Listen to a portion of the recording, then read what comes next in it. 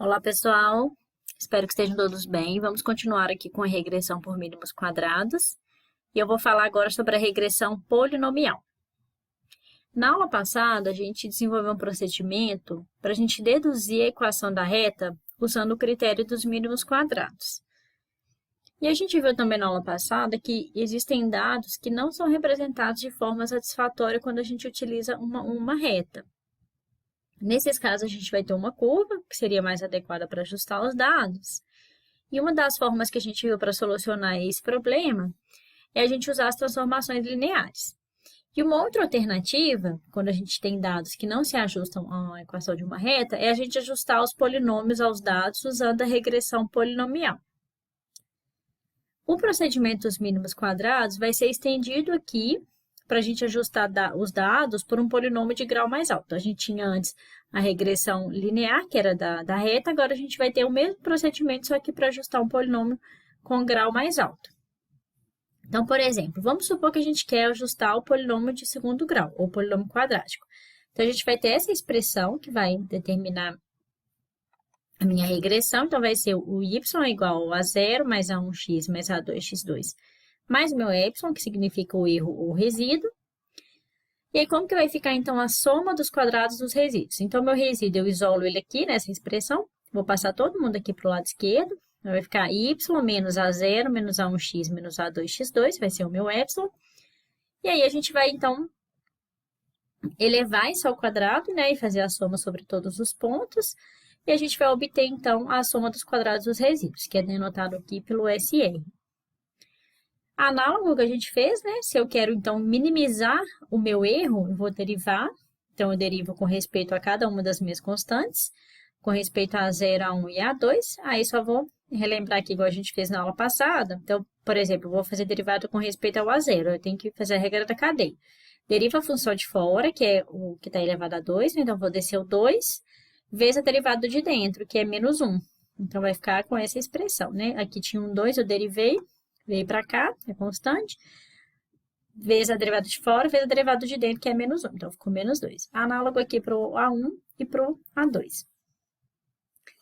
E aí, então, né, para a gente resolver essas expressões para dar um mínimo da soma dos quadrados dos resíduos, a gente iguala a 0 e após a gente reorganizar e juntar todo mundo, a gente vai obter esse conjunto de equações normais. Ou seja, a gente tem equações que são lineares nas três incógnitas, em A0, A1 e A2. Então, repara aqui, esses termos que acompanham o A0, A1 e A2 são todos constantes, porque dependem dos dados, né? Então, a gente conhece quem são eles. Então, a gente vai ter um sistema linear aqui.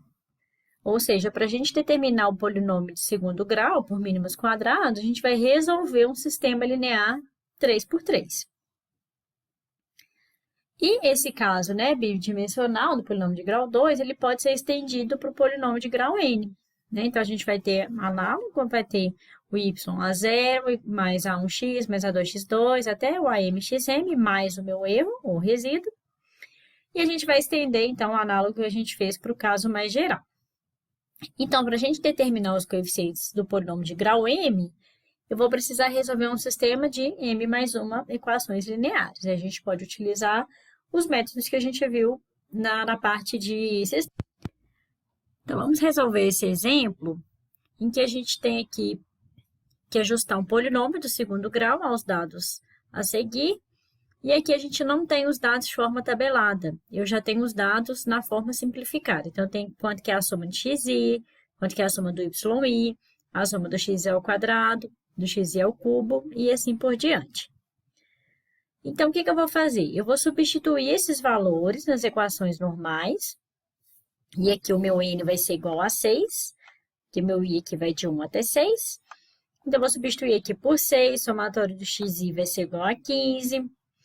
O somatório do xi ao quadrado é igual a 55, e assim por diante. Então, a gente vai substituir esses valores e a gente vai chegar ao seguinte sistema de equação. Como que a gente vai fazer para resolver? A gente vai utilizar o VCM. Então, aqui eu fui em sistemas lineares, métodos diretos, e aí caí nessa janela e escolhi, então, o método da pivotação parcial que a gente viu. Eu digitei aqui a minha matriz A, a minha matriz com os meus coeficientes, a minha matriz B, né, depois do igual, e vou encontrar quanto que vale aqui os valores para A0, A1 e A2. Eu vou calcular. E a gente obteve, então, que o A0 é 2,478 aproximadamente, o A1 é 2,359 e o A2 é 1,861, né? Arredondando aqui. Então, concluindo, né? Através do metapivotação parcial, a gente obteve esses valores para as minhas constantes, A0, A1 e A2. E aí, como que vai ficar, então, a minha equação quadrática por mínimos quadrados? Vai ser o A0 mais A1x mais A2x2, que vai ser exatamente essa expressão aqui. Vamos resolver um outro exemplo, em que a gente tem a seguinte tabela, e eu quero aproximar a minha função f de x para um polinômio quadrático, usando também o método dos mínimos quadrados. O que a gente tem aqui agora são as tabelas com os valores dos dados. Então, como que a gente vai fazer para ajustar o polinômio quadrático usando o método mínimos quadrados?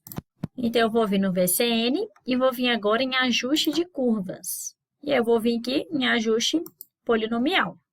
Vou selecionar o meu número de pontos, são 4 pontos, o grau do meu polinômio é 2, vou digitar aqui os meus valores. Menos 1, 0, 1 e 2, 0, menos 1, 0 e 7. E aí, eu vou pedir para calcular. Então, aqui, ele calcula, né, o y, o resíduo, aqueles somatórios,